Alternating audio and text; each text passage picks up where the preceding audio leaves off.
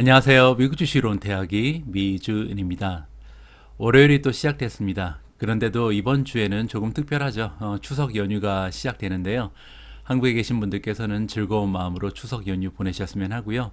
전 세계에 흩어져서 미주를 함께 해주시는 분들께서는 조금은 좀 고국이 그리운 시기라고 생각을 합니다. 저도 외국에서 지금 20년 가까이 살고 있기 때문에 어떤 마음인지 좀 알 것 같거든요. 혹시나 고국에 계시지 않은 분들께서도 추석에 마음을 되새기면서 가족분들과 통화 한번 하실 수 있는 그런 기간이 됐으면 합니다. 자, 이렇게 연휴 기간에도 미주운을 찾아주시는 모든 분들을 위해서 오늘 방송도 정성껏 준비해 봤습니다. 원래는 월요일 방송이 가장 조금 까다롭습니다. 왜냐하면 주말 동안 미국 시장이 서지를 않잖아요. 그래서 아무래도 기사의 양이 조금은 줄어듭니다. 그런데도 오늘 같은 경우는 좀 의미 있는 기사들, 여러분들과 공유했으면 하는 질 높은 기사들이 많이 발견이 돼서요. 즐거운 마음으로 여러분들과 함께 읽어나가도록 하겠습니다. 자, 그러면 추석 연휴 첫 번째 날에 보내드리는 오늘의 미국 주식 뉴스 바로 시작합니다. 자, 오늘 첫 번째로 함께 읽어볼 기사는요, 시장의 전방적인 흐름에 대한 내용을 준비해 봤습니다. 기사의 제목을 보시면 2014년에 있었던 페드 연준의 테이퍼링이 만약에 하나의 가이드라인이 될 수 있다면 지금은 시점으로 봤을 때 우리 투자자들이 조금은 get defensive라는 것은 이제 방어적인 태도를 취해야 할 때다라고 기사의 제목에서 알려주고 있습니다. 자세한 내용이 조금 궁금해지시죠? 자, 지금 페드에서 페더럴 리저브는 연방 준비 제도의 약자 연준이고요. 자, 연준 기어업하고 있다. 기어를 넣고 있다는 거잖아요. 준비를 하고 있다는 거죠. 시작할 준비를 하고 있다. 와인딩 다운이라는 것은 태엽을 거꾸로 감으면서 이제 줄여 나갈 것이다. 뭐를 줄이냐면요. 코비드 시대에 있었던 이지 모네터리 폴리시, 즉 양적 완화를 얘기하는 것이죠. 계속해서 이제 채권을 사들이고 있었는데 이것을 이제 앞으로 몇 달 동안은 줄여 나갈 것이다라는 것을 우리가 알고 있잖아요. 자, 이렇게 이런 시점에서 히스토리, 여태까지의 그 주식시장의 역사를 보면요, 디펜시브 스톡, 방어적인 주식들이 굉장히 좀 좋은 모습을 보여왔던 것으로 역사가 이야기를 해주고 있습니다. 투자자 입장에서는요, 굉장히 좀 가깝게 우리가 신경을 쓰고 보고 있잖아요. 뭘 보고 있냐면 페드가 9월달 미팅을 다음 주에 하고 있다. 다음 주라는 것은 이제 이번 주, 내일하고 모레입니다. 오늘이 9월 20일이잖아요. 9월 21일 그리고 9월 22일 이틀 동안 페드의 9월달 FOMC 미팅이 있습니다. 이 미팅에 대해서 우리가 굉장히 관심을 가질 수밖에 없는 이유는 뭐냐면 뭔가 클루가 나올 것이다. 클루라는 것은 뭐 실마리, 일종의 사인 같은 거를 우리가 기다리고 있는 거잖아요. 어디에 대한 실마리냐면 센트럴 뱅크, 연준이 asset purchase, 자산 매입을 이제는 그만둔다. 조금 줄인다는 거죠. 이 줄이는 것을 언제부터 시작할 거지에 대한 실마리를 우리가 구할 수 있을 것이라고 기대를 하고 있다는 거죠. 자, 그런데요, 문제는 뭐냐면 there's a little precedent. precedent라는 것은 뭐냐면요, 선례입니다. 따라서 선례가 굉장히 적다라는 거죠. 뭐에 대한 선례냐면 주식시장이 어떻게 반응을 하는지, 페드가 테이퍼링을 했을 때 주식시장의 반응을 좀 살펴볼 만한 역사적 선례가 굉장히 적다는 겁니다. 왜냐하면 연준이 처음으로 퀀터티브 이징, 양적 완화거든요. 양적 완화를 시작했던 것은 그레이트 리세션, 대공황이 있고 나서 처음으로 실시를 했는데요. 그렇기 때문에 지금 현재로서 우리가 참고할 만한 선례는 한 번밖에 없다. 2014년에 1월 2일부터 10월 31일까지 그 경우를 바라보는 수밖에 없다는 것이죠. 그렇기 때문에요, 2014년에 있었던 일을 바라보는 것은 우리한테 클루, 실마리를 줄 수 있다. 어떠한 사인을 보내줄 수 있다는 거죠. 어떠한 타입의 스톡, 종목들이 굉장히 좀 세이프 벳인가, 지금 현재로서 안전한 투자가 될 수 있겠는가를 그때 상황을 보면 우리가 알 수 있다는 거죠. 자, 그러면서 이제 하나의 차트가 나오는데 이 차트를 보여드리기 위해서 지금 이 기사를 읽고 있는 겁니다. 자, 보시면 2014년 1월 2일부터 2014년 10월 31일까지 약 10개월 동안 페드가 테이퍼링을 했잖아요. 그때 가장 좀 수익률이 좋았던 섹터들이 나와 있습니다. 당시에 10개월 동안 S&P 500은 10% 넘게 상승을 했습니다. 따라서 지수에 투자를 했어도 굉장히 좋은 결과를 얻을 수가 있었죠. 자, 그럼에도 불구하고 더 좋은 섹터가 있었다는 거죠. 자, 의외로요, 리얼 에스테이트가 넘버 원이었습니다. 리얼 에스테이트라는 것은 리츠 주식을 얘기하잖아요. 따라서 부동산 주가 22.2%나 올라갔고요. 두 번째로 좋은 모습을 보였던 섹터는 헬스케어입니다. 세 번째가 유틸리티고요. 21.4%, 그리고 네 번째가 IT네요. 기술주가 4위를 차지했습니다. 16.8%니까 나쁘지 않은 성적이었고요. 자, 이제 다섯 번째 섹터부터는 S&P S&P 500보다 조금 떨어지죠. 따라서 이러한 섹터들은 피하는 것이 좋았을 역사적인 사실이 있는 거죠. 자, 첫 번째로 컨슈머 스테이플즈. 컨슈머 스테이플즈라는 것은 필수 소비재라고 부르는 거잖아요. 우리가 경기에 상관없이 항상 좀 우리 소비자가 사용해야 되는 이런 물건을 파는 것을 얘기합니다. 슈퍼마켓 같은 것들이 이제 컨슈머 스테이플에 들어가죠. 뭐 담배도 그렇고 술도 그렇고요. 그리고 이제 커뮤니케이션 서비스, 구글, 페이스북이 여기 들어가죠. 파이낸셜즈라는 것은 금융주를 얘기하고요. 인더스트리얼은 산업주, 그리고 이제 머티리얼주는 원자재를 얘기합니다. 자, 그리고 이제 마이너스를 보인 섹터가 두 개가 있는데요. 컨슈머 디스크레셔너리. 컨슈머 디스크레셔너리라는 것은 이제 필수 소비재가 아니고 임의 소비재라고 부르는 건데요. 따라서 우리가 꼭 돈을 들여서 사용하지 않아도 되지만 그래도 좀 가끔씩은 돈을 쓰는 섹터를 얘기합니다. 예를 들어서 자동차를 산다든지, 그렇죠? 그리고 아마존도 여기 들어가 있다는 것을 우리가 좀 기억을 해봐야 될 것 같고요. 마지막으로 에너지가 가장 좋지 않은 모습을 보여줬습니다. 자, 어디까지나 역사적인 사실에 불과하니까요. 똑같은 일이 이번에 벌어질 거라는 보장은 없다라는 것을 우리가 좀 참고를 해봐야 될 것 같고요. 자, 다음 기사로 넘어가도록 하겠습니다. 자, 다음 기사에는 금이 등장합니다. 제 기억으로는 미주음 방송에서 금에 대한 이야기를 하는 것은 처음인 것 같은데요. 혹시 미주음 패밀리 분들 중에서도 금에 투자하고 계신 분들이 계신지 모르겠습니다. 통상 주식 투자를 하시는 분들은요, 금을 약간씩은 투자를 병행하고 계시는데 그 이유는 뭐냐면요, 역사적으로 봤을 때 주식시장이 폭락을 할 때 금을 가지고 있으면 약간의 해지 기능을 할 수 있다. 그 손해를 약간 줄일 수 있다는 믿음이 있기 때문입니다. 자, 그런데 이번 기사를 보시면요, 블랙록이라는 투자 기관이 있잖아요. 전 세계에서 가장 커다란 자금을 운영하는 최대의 투자 기관이라고 할 수 있죠. 이 블랙록의 펀드 매니저가 이야기하기를요, 우리는 원래 금을 많이 가지고 있었는데 이제는 다 팔아버렸다라고 고백을 하고 있습니다. 자, 과연 어떠한 논리를 가지고 금 투자를 포기했는지 함께 읽어보도록 하겠습니다. 자, 보시면요, 월드 비기스트 머니 매니저, 아까 말씀드린 것처럼 이 블랙록이라는 투자 기관은 전 세계에서 운용 자금이 가장 크거든요. 따라서 세계에서 가장 커다란 머니 매니저가 이제 have run out of love, 그 사랑을 완전히 잃어버렸다. 사랑이 식어버렸다는 거죠. 따라서 금에 대한 사랑을 잃어버렸다라고 얘기하고 있습니다. 불과 14개월 전만 해도요, 굉장히 좀 시그니피컨트한 포지션을 골드에 가지고 있었다. 따라서 금에 투자를 많이 하고 있었다는 거죠. 1년 전까지만 해도 그랬는데요. 지금 오늘 와서 보면 리듀스 됐다. 완전히 줄였다는 거죠. 거의 지로에 가깝다. 따라서 이제는 포트폴리오 상에 금을 거의 가지고 있지 않다라고 이야기를 하고 있습니다. 자, 이러한 이야기를 공유하고 있는 매니저의 이름은요, 러스 코스터 리치고요. 자, 이분은 블랙록의 글로벌 얼로케이션 펀드 매니저라고 합니다. 자, 설명을 조금 덧붙여주고 있는데요. 자, 우리는 주로 골드, 금을요, 해지라고 생각해 왔다. 에퀴티 리스크라는 것은 이제 주식시장에 투자를 할 때 급락한 것을 대비해서 금을 보통 투자를 하고 있었는데요. 이러한 그 해지 기능은 보통은 언제 어떠한 환경에서 작용을 하냐면요, 리얼 레이시니까 실질 금리를 얘기하죠. 실질 금리가 플랫 쭉 이어지거나 아니면 떨어지는 환경, 이러한 환경에서는 이 금을 가지고 있는 것이 도움이 된다고 합니다. 자, 그런데 이 사람에 의하면요, 지금 실질 금리가 노멀라이즈 되고 있다. 지금 굉장히 많이 떨어져 있는 이 실질 금리가 노멀라이즈, 정상화된다는 것은 올라간다는 얘기잖아요. 따라서 앞으로 금리가 올라갈 가능성이 높은 이 상황에서는 사실 금을 가지고 있는 것이 소용이 없다라는 것이죠. 그래서 이제 금을 다 팔아버렸다라고 얘기하는 겁니다.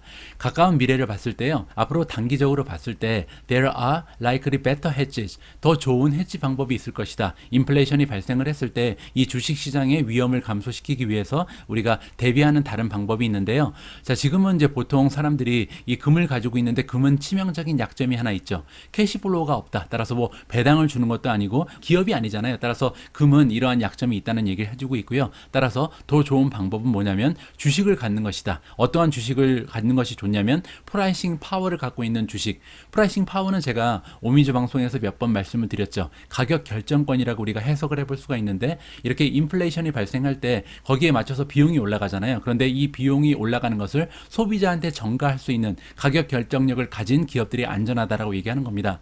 뭐 예를 들어서 마이크로소프트가 최근에 가격을 올렸다고 제가 전해드렸잖아요. TSMC도 마찬가지고요. 이렇게 반도체 가격이 올라갈 때 그 제조가를 올림으로써 자기들이 손해를 보지 않고 소비자들 아니면 고객사한테 그 비용이 올라간 것을 전가시키는 거죠. 이러한 기업들이 오히려 해지 기능을 할 수 있다라고 주장을 하고 있습니다.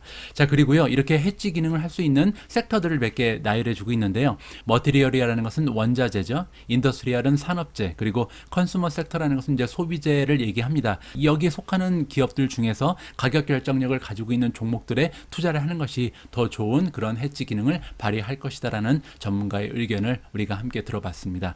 자, 참고만 하시고요. 자, 지금부터는요, 개별 종목에 관련된 소식을 전해드리도록 하겠습니다. 첫 번째로 함께 읽어볼 기사는 디즈니 관련된 소식인데요. 굉장히 오래간만에 디즈니 뉴스를 전해드리는 것 같습니다. 기사의 제목에 따르면요, 캐시우드가 로딩업하고 있다, 많이 매수하고 있다는 거잖아요. 지금 디즈니 스톡, 디즈니 주식을 많이 사고 있다라고 나와 있는데 at a great time이니까 굉장히 좀 시기적절한 매수라고 기사의 제목에서 얘기를 하고 있습니다. 자세한 내용을 한번 직접 읽어보시는 것이 좋을 것 같습니다. 자크 인베스트의 그 캐시우드 같은 경우는 원래 사랑한다, 디스럽티브 그로스 스톡이니까 굉장히 혁신적인 성장주를 좋아하는 것으로 유명하잖아요. 그런데 지금 보니까 두려워하지 않는다. 블루칩도 만약에 좋은 투자처가 발생한다면 거기에 투자하는 것도 굉장히 꺼리지 않는다라고 나와 있습니다. 그 단편적인 예가 지금 월트 디즈니에 투자를 하는 건데요. 원래 약간의 포지션을 갖고 있었죠. 그런데 최근 들어서 지난주 월요일 그리고 목요일 날 두 번에 걸쳐서 추가 매수했다라고 나와 있습니다. 자, 어디에 담았냐면요, 아크인베스트가 가지고 있는 많은 ETF 중에서요, ARK Next Generation Internet ETF, 즉 ARKW에 담았다고 합니다.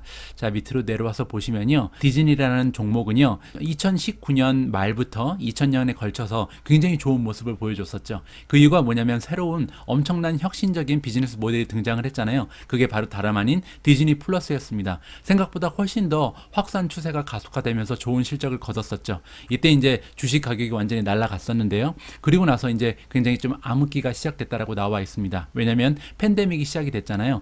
팬데믹이 시작되면서 그들이 가지고 있는 그 엔터테인먼트 섹터의 대부분의 그 세그먼트가 완전히 인 쉔블주 됐다. 쉔블주라는 것은 난장판이거든요. 완전 개판됐다는 거죠. 그래서 하여튼 디즈니가 가지고 있었던 대부분의 세그먼트 비즈니스 모델이 완전히 난장판이 돼버렸다. 자, 디즈니의 아이콘 찜팍, 그러니까 우리가 디즈니 월드, 디즈니랜드라고 부르는 거잖아요. 이러한 그 주제 공원들이 모두 다 셔터됐다. 셔터를 닫았다는 거죠. 몇 개월 동안 문을 닫아버렸고요. 그뿐만이 아니죠. 디즈니가 갖고 있었던 무비 스튜디오, 그 영화를 만드는 스튜디오 역시도 굉장히 많은 영화관이 문을 닫으면서 사실상 영업이 중지되는 이러한 사건을 겪었습니다. 그리고 크루즈도 많이 갖고 있는데요. 이 크루즈 역시도 팬데믹 기간에는 가장 타격이 심했던 그런 섹터 중에 하나라고 우리가 이해를 해볼 수가 있겠죠. 그뿐만이 아닙니다. 메디어 쪽에도 지금 많은 투자를 하고 있는 것이 디즈니잖아요. 그런데 이쪽 역시도 사람들이 시간을 많이 TV 앞에서 보내면서 좋은 성과를 거둘 것이라고 생각을 했는데 실상은 그렇지 않았다. 왜냐하면 광고주들이 생각보다 돈을 많이 안 썼다는 거죠. 이 부분은 제가 좀 부가 설명을 드려야 될 것 같은데, 디즈니가 가지고 있는 방송국은 예를 들어서 ABC 방송국 같은 걸 얘기하는 거거든요. 그런데 이거는 공중파 아니면 이제 케이블이라고 볼 수가 있잖아요. 그런데 여기에 들어가던 광고들이 나중에 이제 다 로쿠 같은 데로 이동을 했잖아요. 트레이드 데스크 같은 거를 통해서 이동을 하기도 하고요. 따라서 어떻게 보면은 스트리밍 서비스로 이동을 했기 때문에 ABC 방송국의 광고가 줄어드는 것이 아닌가, 이렇게 우리가 좀 생각을 해봐야 될 것 같고요. 그리고 나서 이제 밑에 나와 있는 것은요, It's a whole new world다. 뭐 알라딘 보신 분들 알고 계시겠지만 주제곡 제목이잖아요. 자, 그래서 새로운 시작이 이제 밝았다라고 얘기를 하고 있습니다. 디즈니의 그 띵팍 같은 경우는 사람들을 굉장히 놀라게 했다. 투자들이 놀랐는데요. 그 이유가 뭐냐면 지난 쿼터에서 흑자로 전환을 했습니다. 굉장히 빠른 회복세를 보여주고 있고요. 그뿐만이 아니고 크루즈 역시도 드디어 이제 셀링을 시작했다. 영업을 시작한 거죠. 이번 여름부터 크루즈도 운행을 하고 있고요. 블랙 위도우라는 새로운 영화도 발표가 됐는데 그 미국 시장에서는 최고의 실적을 거뒀다라고 나와 있습니다. 자, 그리고 광고주들도 ABC 쪽으로 돌아오고 있고요. 또한 셔퍼들 역시도 디즈니가 자랑하는 컨슈머 프로덕트를 사기 시작한다라고 나와 있습니다. 따라서 모든 전반적인 부분에 있어서 좋은 회복세를 보여주고 있다는 거죠. 따라서 디즈니 is back, 디즈니는 돌아왔다. 그리고 돌아올 뿐만이 아니고요, 역사상 없었던 굉장히 엄청나게 좋은 추세를 가지고 돌아올 것이다라고 얘기하고 있습니다. 뭐 쌤값 같은 경우는요, 애뉴얼 패스, 들어갈 때 이제 패스가 있잖아요. 이 패스 자유이용권이라고 그러죠. 요거를 이제 가격을 인상할 예정에 있다 그러고요. 그 다음에 이제 그 컷을 할 수 있는 게 있습니다. 큐를 쓰지 않고 바로 빨리빨리 들어갈 수 있는 이러한 패스 가격도 굉장히 많이 올릴 것이다라고 지금 예상이 되고 있고요. 이번 여름에 디즈니는 또한 5번째 크루즈십을 애드할 것이다. 따라서 지금은 4개의 크루즈를 운행하고 있는데 하나를 더 추가한다는 거죠. 거기에서도 많은 매출이 추가로 발생할 것이다라고 우리가 기대를 해볼 수가 있는 거겠죠. 따라서 인숏 간추려서 얘기한다면 디즈니는 이제 막 시작하고 있다. 따라서 지금이 디즈니 주식을 주식을 사기에는 가장 좋은 시점이라고 얘기하고 있죠.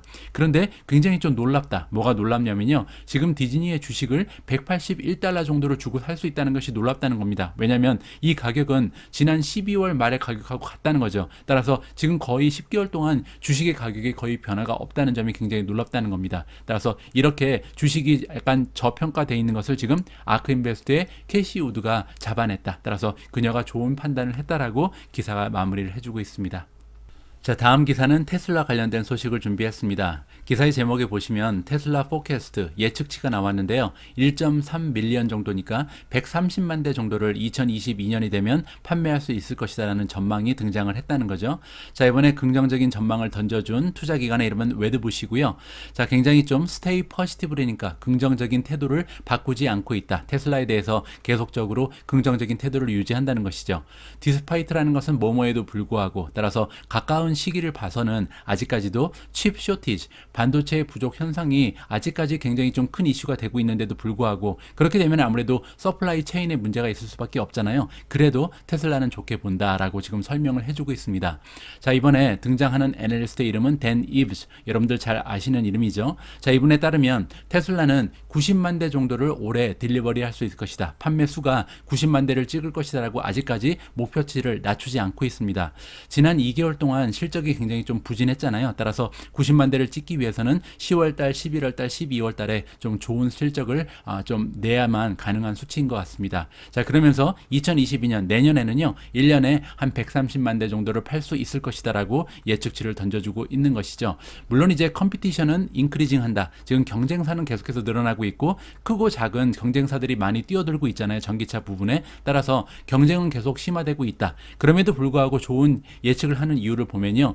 EV 트랜스포메이션, 지금 가솔린 차에서 EV 전기차로 옮겨가는 이 변혁 시기에 있잖아요. 근데 그거는 지금 시작에 불과하다는 것이죠. 따라서 앞으로 한 10년, 20년 동안 이 자동차 산업의 이 변화 모습은 지속적으로 발생할 것이다. 지금 현재는요. 글로벌하게 봤을 때 전체 자동차 시장에서 전기차가 차지하는 비율은 3%에 불과하다라고 얘기하죠. 그런데 2025년 앞으로 4년 후에는요. 10%를 넘어설 것이다. 그렇게 되면 지금 4년 안에 그 시장의 규모가 3배 이상으로 커진다는 거죠. 따라서 지금 전기차를 만들고 있는 기업 입장에서는 만약에 시장 점유율을 그대로 유지한다면 그들의 매출이라든지 판매량 수도 역시 3배 이상 상승할 가능성이 있다는 거죠. 자, 그런 의미에서 굉장히 좀 좋은 시기에 있다라고 이야기를 해주고 있는 거고요. 웨드부시는 어떻게 믿고 있냐면 EV의 그 시장의 그 잠재력 그리고 그린 타이달 웨이브는 뭐냐면요. 지금 환경 친화적으로 가고자 하는 트렌드를 얘기합니다. 이러한 것들이 맞물려서 아마도 5조 달러가 넘어가는 이러한 그 엄청난 규모의 시장을 만들어낼 것이다. 앞으로 이제 한 10년 정도의 그런 시장이 형성이 된다는 거죠. 그리고 그 중심에는 테슬라가 있다. 테슬라는요, 디스프로포셔널은 뭐냐면 균등하게 나눠지지 않은 이런 뜻입니다. 따라서 베네핏을 받는 기업들이 많이 있을 텐데 그 중에서 테슬라가 가장 큰 파이를 가져가게 될 것이다라고 이야기를 하는 거죠. 자, 이러한 상황을 다 종합해 봤을 때 웨드부시 같은 경우는 아웃퍼폼 매수 의견을 테슬라에 아직도 계속해서 유지하고 있고요. 프라이스 타겟은 $1,000가 될 것이다라고 이야기하고 있습니다. 따라서 현재 주가에서 아직까지도 1년 내에 한 31%, 32% 정도는 올라갈 여력이 남아 있다라고 좋은 전망을 유지해주고 있는 것입니다.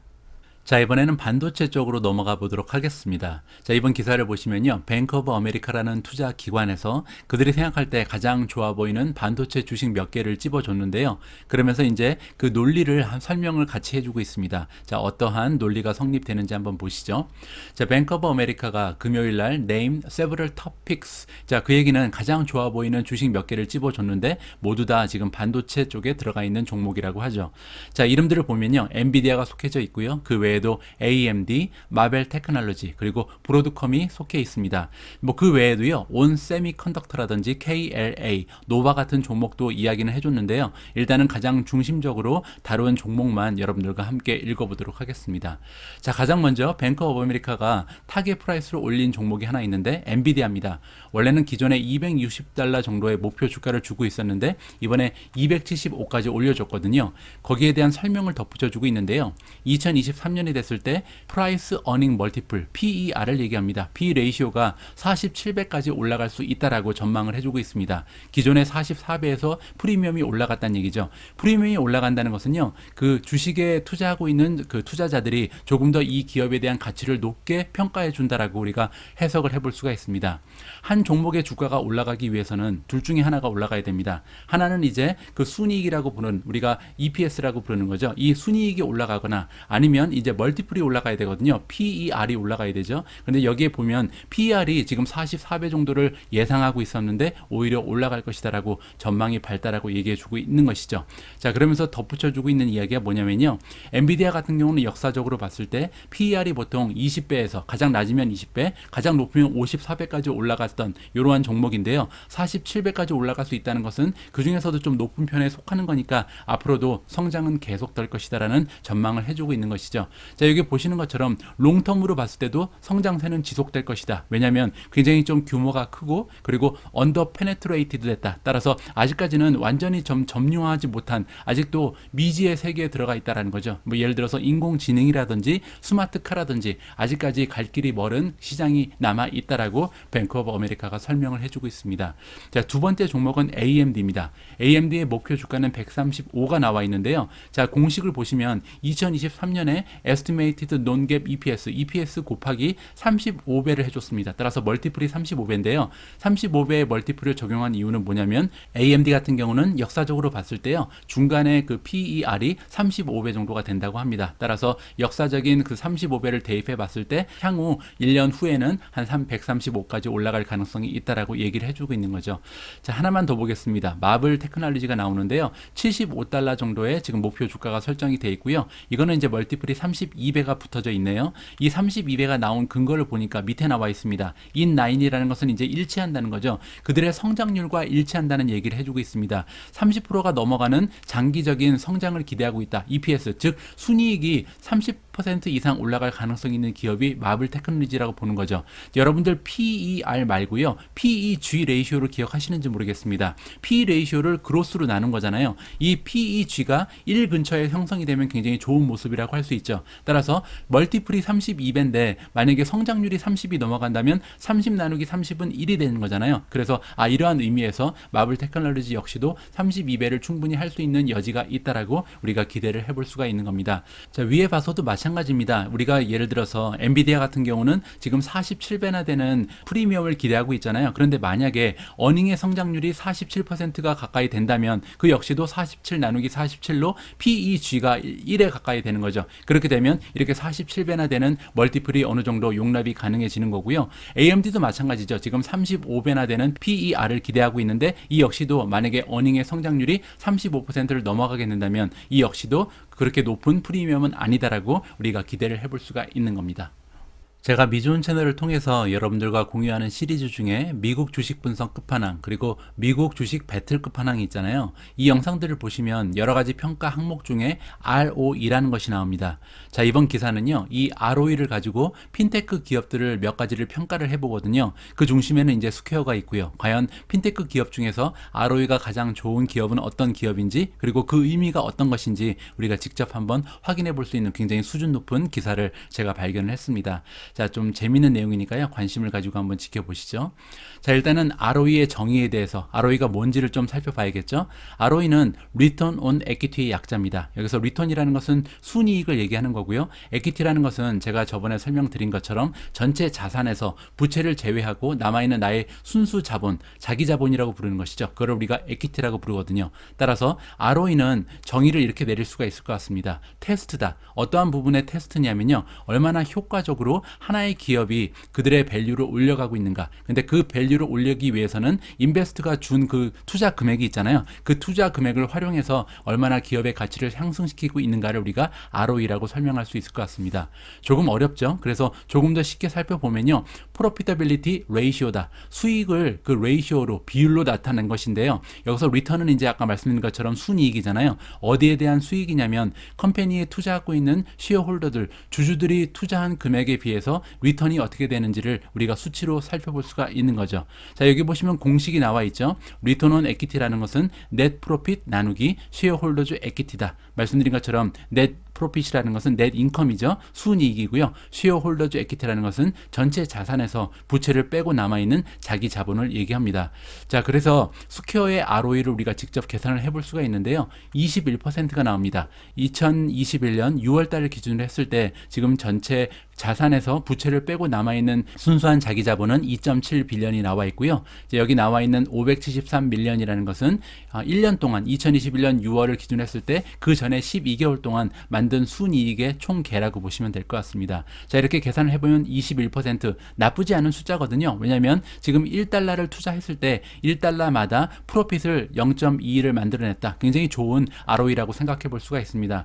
만약에 스퀘어에 투자한 투자자들이 만약에 이 돈을 스퀘어에 투자하지 않고요, 만약에 은행에 넣었다면 ROE가 2% 정도밖에 나오지 않죠. 지금 이자가 굉장히 많이 떨어져 있으니까요. 그리고 만약에 미국 주식시장에 있는 주식을 구입했다면 뭐 예를 들어서 15%나 20% 가까운 수익을 낼 수가 있었겠죠.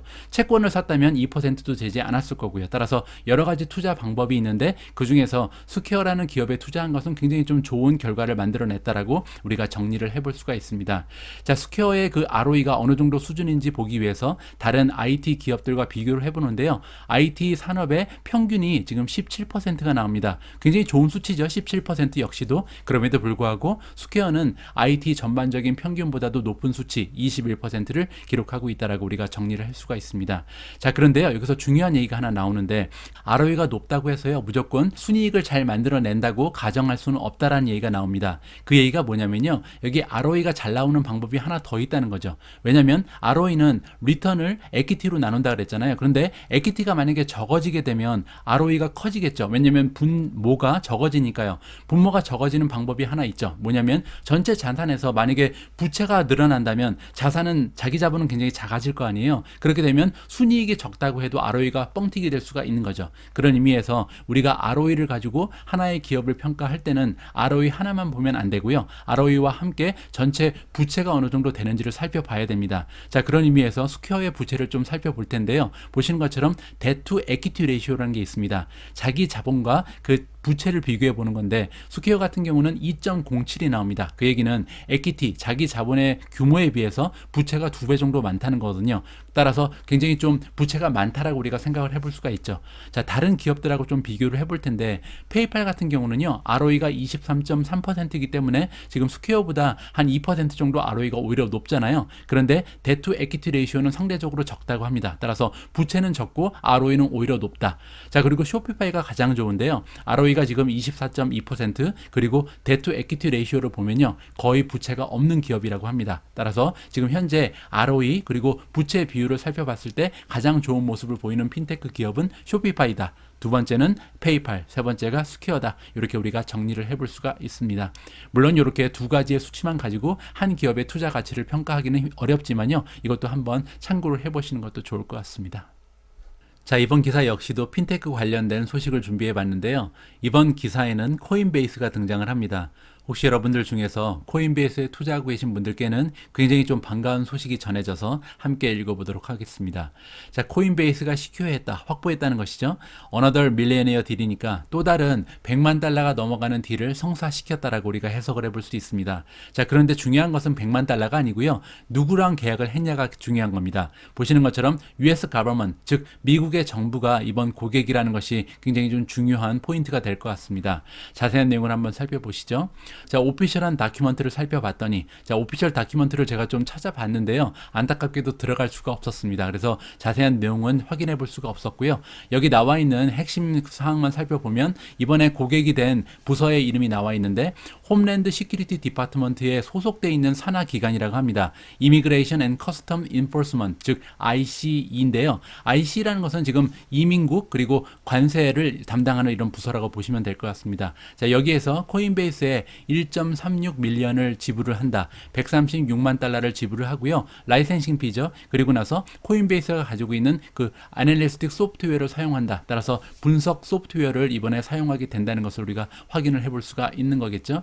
자, 이번 계약은 굉장히 좀 주시스트다. 따라서 주스가 쭉쭉 내려오는 굉장히 좀 영양가 있는 컨트랙트다라고 우리가 생각을 해볼 수가 있죠. 이번이 첫 딜은 아니었던 것 같습니다. 미국 정부랑 지금 거래를 해온 히스토리가 있다라고 얘기를 하고 있는데요. 자, 그럼에도 불구하고 이번 거래건은 좀 의미가 크다라고 우리가 생각을 해볼 수가 있겠죠. 아무래도 이민국이라든지 관세 부서에서 이용한다는 것은 좀 의미가 있죠. 자, 그리고 이번 오피셜 다큐멘트에 따르면 어떠한 정보들을 가지고 취합해서 이번에 분석을 하는지는 구체적으로 밝혀지지 않았다. 따라서 극비라는 것이죠. 자, 이뿐만이 아니고요. 최근 들어서 코인베이스는 US의 시크릿 서비스, 뭐 FBI라든지 CIA 이런 기관들과도 역시 협업을 하는 것으로 나와 있습니다.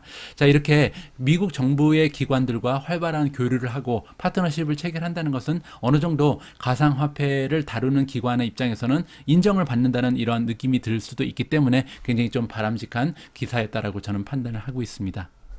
지난해부터 지속적으로 미주온을 함께 해주신 분들께서는 잘 알고 계신 것처럼 저는 차트 얘기를 잘 하지 않잖아요. 그런데 이번 영상에서는 S&P 500의 차트를 보면서 앞으로 주식시장을 예측하는 이러한 내용이 담겨져 있습니다. 개인적으로 굉장히 좀 흥미진진하게 봤던 영상이고요. 그래서 여러분들께서도 잠깐 보시면서 이런 식으로 차트를 읽을 수가 있구나. 그리고 이 차트 전문가에 따르면 앞으로 주식시장의 모습이 이런 식으로 예상이 되는구나. 그리고 이제 직접 한번 확인을 해봐야겠죠. 과연 차트 전문가가 분석하는 내용을 토대로 한 전망이 실제로 맞아떨어지는지도 굉장히 좀 관심을 가지고 지켜볼 만하다고 생각을 합니다. 자, 이번 영상 역시도 제 와이프 오미지님께서 함께 번역을 해주셨고요. 자, 남아있는 영상까지 끝까지 함께 해주셨으면 좋겠습니다. 저는 내일 조금 더 다양한 내용 가지고 다시 여러분들께 인사드릴 수 있도록 하겠습니다.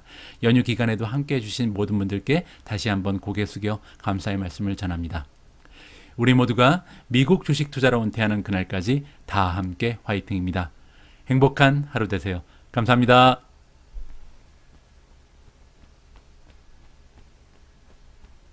Master says there could be trouble brewing as the S&P 500 hands in its second straight week of losses. Let's kick things off with Cornerstone Macro's Carter Braxton Worth. Carter.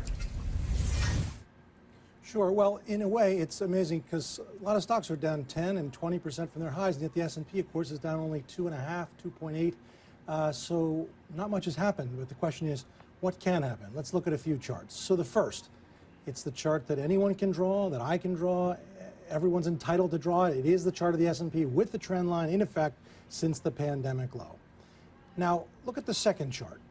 What's happening here, of course, is we have been ascending this trend line, and it is very close to, on the short-term chart, the 50-day moving average. But you'll see that every time we've dipped, we've bounced quickly. This time we're dawdling. We're sort of biding time, not bouncing. And in technical parlance, it's something known as a diamond formation. Well, take a look at the third chart. This is without the trend line, and it's trying to annotate or highlight this sort of debate. You get your drawdown, not much, and now there's a standoff between people saying, hey, should I buy the dip as I've done every other time, or maybe this is different? And so that formation, there are some rules to this, if you will, rules of thumb, and let's talk about them. Next chart. A measured move from any formation, whether it's a head and shoulders or a consolidation range, is something that's very efficacious. And the width of this diamond, for lack of a better phrase, the high is 44.85, the low is 44.25.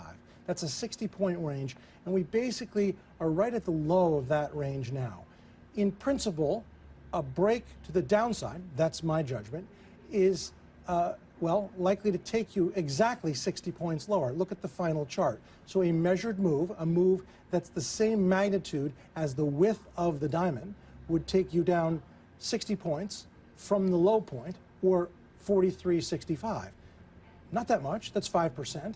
What that would take you to, however, is about where the 150-day moving average comes into play, and at that point, we would have a peak-to-trough decline of roughly 7.5%. It's my judgment that that's what's coming. All right, Carter, thank you. Carter Braxton Worth, the on Options Action. Pete Najarian, what's your take? It was Carter's judgment. The market goes lower. What's yours? Well, it certainly could, Mel. I always track, as you know, the volatility index, and I've been watching it all year. We started at 25, we pulled back, then we spiked up over 40, we pulled back again. And I just continue to look at the volatility index in terms of where are we right now with the volatility index in terms of can we get over 20? Can we sustain over 20? We have not been able to do that, and I think that we've had a very healthy rotation all throughout the year, quite frankly, where you look at materials are leading, then it's energy, then it's technology, maybe it's semiconductors, maybe it's housing. It could be almost any sector. And as we take a look at all those sectors, most of those sectors are very close to the highs where they are coming off from. So does it make sense that there's a bit of a pause right now, Mel? I think so. And every time I look at the volatility index and it spikes over 20, lately, over the last 2 or 3 months, it can't stay up more than maybe 48 hours before it pulls right back down again. So for my money, I still continue to look at that index, and it's telling me right now that there are different leadership all the time. And because of that, I think when we get back in those teens, I think you can own very inexpensive protection to the downside. But I continue to be very bullish about how the market's moving because of that healthy rotation.